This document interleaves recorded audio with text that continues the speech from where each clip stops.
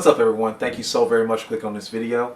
My name is Lou and today we're going to be discussing the power known as telepathy. We'll be discussing how this ability works, what are the different levels of this power, some of the known limitations that go along with it, as well as me providing you with my overall score and who I believe are the best and worst users of this power. So if that sounds like something you would be interested in, please stick with me until the very end of the video. So telepathy just breaks down like this. It is the ability to receive and transmit information via non-physical means, meaning like almost like non-verbal communication, not like, you know, body language or eye contact or anything like that, but just like funneling thoughts back and forth to one another. It's actually an umbrella term because it can anything considered like reading, projecting, manipulating thoughts or other aspects of the mind falls under the umbrella of telepathy. Telepathy actually has 6 levels, yes, 6 basic levels that goes through of skill. I think of it as education. You have high school diploma, you have an associate's degree, bachelor's, then you have a master's, doctorate, and then whatever on beyond that, you're just an expert in your field.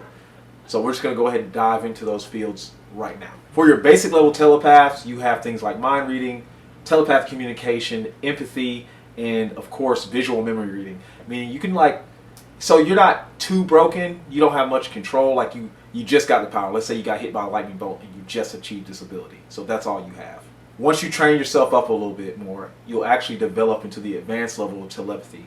At the advanced level, you have things like emotion manipulation, you have dream manipulation, mind control, paralysis inducement, omnilingualism, meaning you can pretty much know or like understand anyone, regardless of the language barrier, via like their mind, like via reading their mind. So that's pretty dope if you ask me. On the advanced level, you actually go on to the expert level, which will provide you with things like reanimation. It'll include unconsciousness inducement, telepathic illusion, and then things like pushing, meaning you can push thoughts, memories, anything like into someone else's mind. The more and more you get into this power, the more you realize how dark it can get. After having this ability for a little bit longer and training it just a little bit more, you move on to the master level of telepathy, which gives you things like consciousness transferal. You have astral manipulation, giving you like things like astral projection, obviously.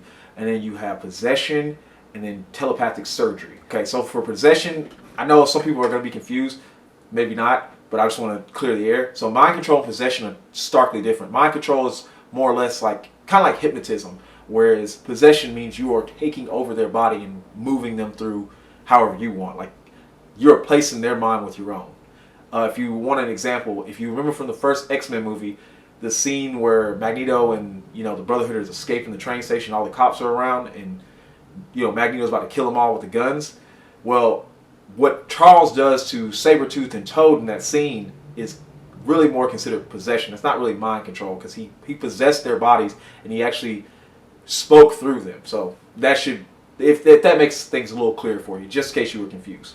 Okay, once you've trained even further beyond what you've already gotten the expert level, you actually, or sorry, not expert, the master level, you actually move on to the ultimate level. You have cosmic empathy, telepathy, projection, meaning on a cosmic level you can reach out and reach billions upon billions of minds, you know, regardless of whatever language barrier or, you know, conversation they really have. And then you got, which I think is stupid crazy, you have Mindscape transportation, meaning you can take physical matter and transport it into your Mindscape, which I'm not sure how that works, but I guess it just means that you bypass the physical like constrictions and like enter your mind, but I could be wrong. But that's not even the end of it, because now we go to the last level, the 6th and final level, which is the absolute level, and this gives you God power. Things like Mindscape materialization, meaning you can bring things from your mindscape or your mental world to the physical realm.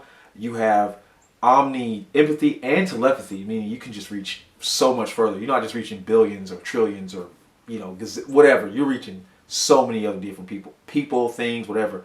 And then you have Unimind, meaning you know, you just get it. So you just understand now that power allows you to do so much. Once you reach this tier of it, everybody's thinking like, well, what's the catch? There's always a catch. Now, on the screen right now, I'm probably going to have a couple of the limitations, but I really want to zero in on like maybe 4 of them because these are the ones that stuck out the most to me. Keep in mind, these are mostly what I would say are, these limitations are more for the basic level users of this power, because that's what I'm thinking of. You just wake up tomorrow and you get the power of telepathy. So one of the first big drawbacks of this power, for me at least, and I know a lot of people are going to say the same thing, because with this power you might not have the ability to turn it off. It might be like a passive ability. You can't actively affect it the way you think you can, because with telepathy, especially if, let's say, you're struck by a lightning bolt tomorrow, or I'm struck by a lightning bolt tonight, whatever, and you get this power. This is the power you get, all right? Everything will be so loud and obnoxious to you, because the fact is you won't be able to control it at first. You will only have the ability to read minds. And like, you could probably be able to send out information. Like, it might take a little bit more like focus, but honestly, that's excuse my language, that's shitty, to be honest. The limitation that really kind of like bugged me was the need for concentration. Now, I do believe that concentration is a great thing to have, especially in today's world, but concentration with the power, it would take a lot, because you wouldn't know, like, you would have so many conversations and so many thoughts flying past your head.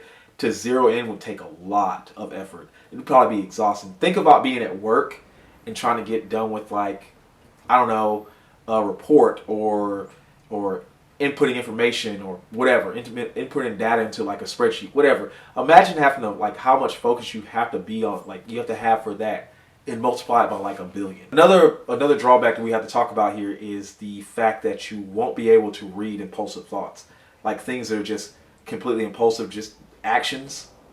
You don't have the ability to like predict those or see it coming. So for instance, you might be able to see a sucker punch coming, because I think a sucker punch would actually take some thought. But in regards to, like, if you're in a combat situation and somebody just acts impulsively, and let's say they got a weapon and they're just flinging around without any forethought, you won't be able to read where that weapon's going to swing. It's just flailing around randomly. It might hit you, it might not, you don't know. So it kind of draws you on the combat side. Okay, so with all that being said, I want to go ahead and get to the scores, or to the overall score. I gave it a 52 out of 100. The logic behind it is this. For me, the characters who have this ability, like, I'm basing it on just your average person, just whoever's watching this video, or myself. You know, you just work a regular 9 to 5. You work a job. You go to the gym, or you don't, or you just have regular hobbies. You're not some spy. You're not some superhero. You're not a fighter. You're nothing like that. So for anybody else, this power is kind of cool, but I mean, if you just got it at the basic level, so let's say you don't even think about going any higher. Let's say you got basic level telepathy. I don't see it any higher than that. So that's just me. All right, with that being said, let's go ahead and jump to who I think is the best and worst user. It's not going to be too much of a surprise, I don't think, because, I mean, it kind of surprised me, because I felt like she wouldn't be this high. I wouldn't think she was the best, but then I did some reading and research, and I figured out, yeah, she's pretty much the best. I'm sorry, I'm not going to bury the lead. So to me, the best user of this power is Jean Grey. I know you got Rachel Summers, you have Nate Gray, you have Cable, you have all these other characters who have this power too, who are like stupid broken, stupid busted. But to me, they're not. They all stem from Jean Grey. Like, Jean Grey is still like the cream of the crop. Like, there's a reason like she was the Phoenix so many times, or she has that power to do that. And I want to just go over some of the things that she's done in comics, just to kind of like seal the deal here. All right, some of the things she's actually done in the comics include things like manifest a Phoenix Raptor that's unblockable and affects you physically and mentally. She also broke Charles Xavier's mental blocks that he put on her, so she beat another powerful telepath. She psychically tortured Emma Frost, another powerful telepath, to the point where she just doesn't want to like mess around with Jean. And also she was able to bypass the Juggernaut's helmet to still affect him and show him empathy, which is insane to me. Like, come on, dude. Like, Jean Grey is busted. Like, she is stupid busted. Those are her telepathic feats, by the way. That's not considered her telekinetic powers. But we're not talking about that right now. We're just talking about her telepathic feats. So those are just 4 I named. There's a bunch more online. You can do the research and you can find, like, she does crazy stuff on average. But those are the ones that really stuck out to me. For my worst user, it doesn't really hurt me to say it. Goku's the worst user of this power. And I know it's like, Goku has this power? Exactly. Goku does have this power. He has this power, but he rarely uses it. And we've only seen him use it once, and that was back in the Frieza saga, Namek saga. And even then, he needed to touch Krillin to utilize it. So So it kind of defeats the purpose of telepathy. Thank you so very much for watching this video. If you wouldn't mind leaving a like as well as subscribing, and if you want to, you can check out my latest video somewhere in here. I'm not sure where it's going to be, but I do appreciate it.